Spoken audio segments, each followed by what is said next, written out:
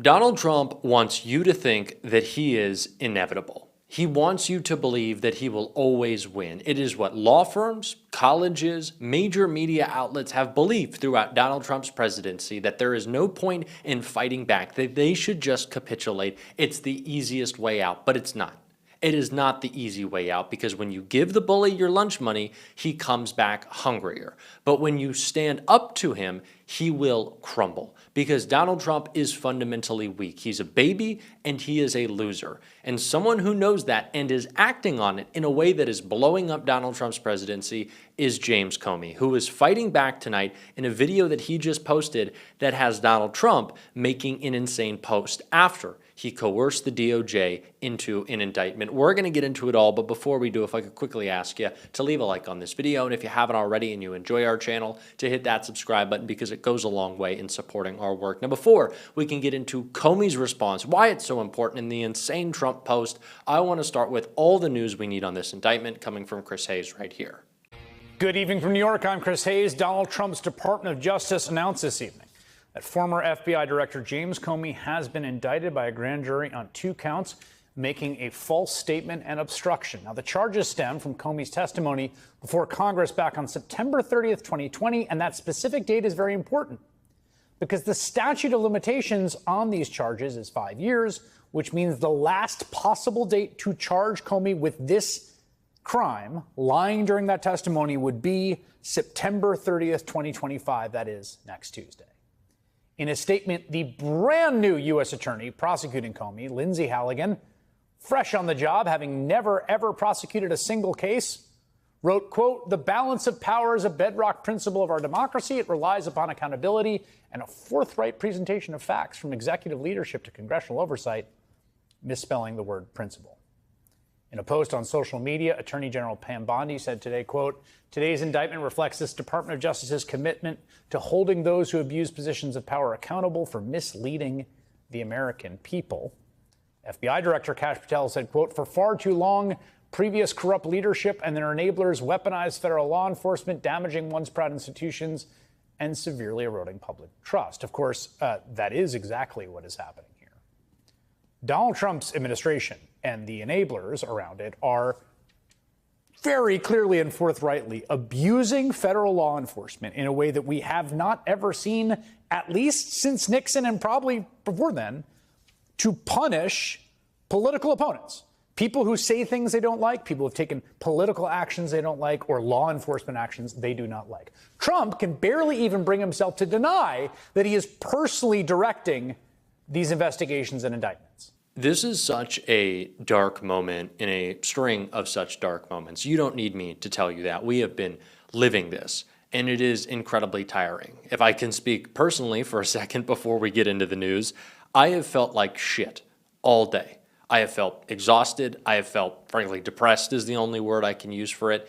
Seeing a video of a woman crying and being thrown to the ground by ICE as they stole her husband from her has had me distraught. This is an administration that wants us living in that type of fear, that type of agony. And that is the step that Donald Trump is taking with his indictment of his political enemy in James Comey tonight. That is how Donald Trump wants all of us to feel. But in this moment, the fact that James Comey's response was one of strength, and I don't love James Comey. Honestly, fuck James Comey in so many ways. But what he said tonight is so important. It has Trump going crazy, but I want to see what he had to say first.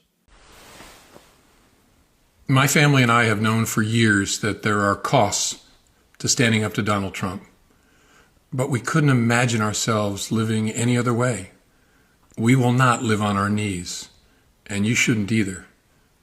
Somebody that I love dearly recently said that fear is the tool of a tyrant, and she's right. But I'm not afraid, and I hope you're not either. I hope instead you are engaged, you are paying attention, and you will vote like your beloved country depends upon it, which it does. My heart is broken for the Department of Justice, but I have great confidence in the federal judicial system, and I'm innocent. So let's have a trial and keep the faith.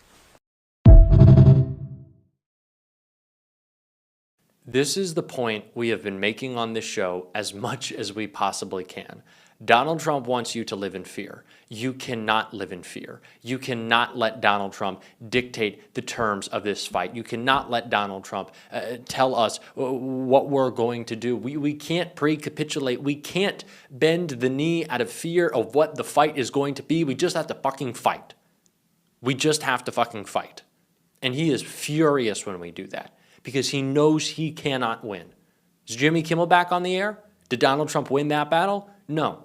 All the lawsuits he's been doling out lately, is he winning any of those? Of course not, because he's a loser, and it's why he posted this.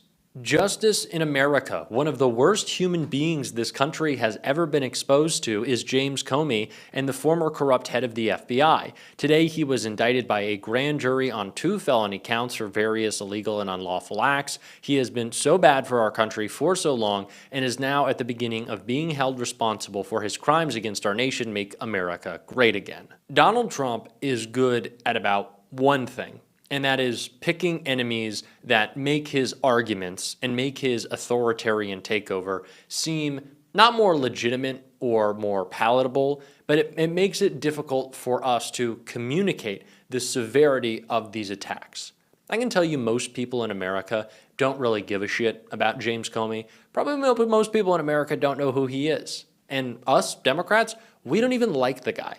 But what we do like is the rule of law. You don't have to watch Jimmy Kimmel's show every night to know that in America, he shouldn't lose his ability to have that show, not because of ratings or a business decision, as the right wants to tell you, but because of government censorship. That's what happened to Jimmy Kimmel, but we fought back against it. And that is why ABC will now be in a fight with Donald Trump. Why? Because they are more afraid of us than him.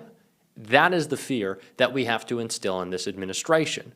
Donald Trump right now wants James Comey to bend the knee. He wants James Comey to crumble. We saw he is not going to do that. That is honorable. That is what we need in this moment. And that is such a blow, I am telling you, to Donald Trump. When people wake up to the fact that this is a petty, weak, wannabe authoritarian who does not have the control that most people would believe, it's a real big problem for Donald Trump. It's a real crisis for him. It is a real struggle because he cannot win these battles. He wants you to think that it is not even worth trying. But I promise you, it is worth trying. It is worth the fight. And we are tired. Once again, I think I can just be open and honest here. I have felt like shit all day long. And it's partly because I knew this was coming. And every day it's something to keep us down, and that's the point. Donald Trump wants us to disassociate, to be discouraged, to not have the community that keeps us energized. And this community is one that does give me and you and hopefully so many of us the power and the energy to fight, where we can just get on here and tell this guy to fuck off. Because we're going to keep doing that. But we just have to remember that the biggest obstacle in the way of fighting back against this administration is the mental roadblock of thinking nothing can be done. People power is bigger than the intimidation of the president. Believe that. Know it. Act on it. If you canceled Disney Plus, if you canceled Hulu, if you helped tank Disney stock, you know that power. You know that feeling. Let's continue to ride with it.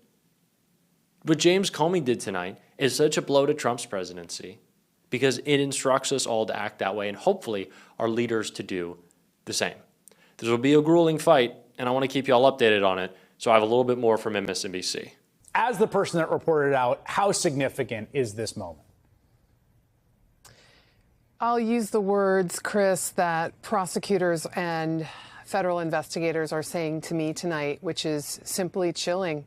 Chilling because a seasoned prosecutor who was appointed by the Trump administration, chosen by Donald Trump and his allies, looked at the facts in this case and said there wasn't a sufficient reasonable basis to bring it and was resisting bringing it, was pressured to resign or be forced out, thrown out on the curb, and he chose to resign.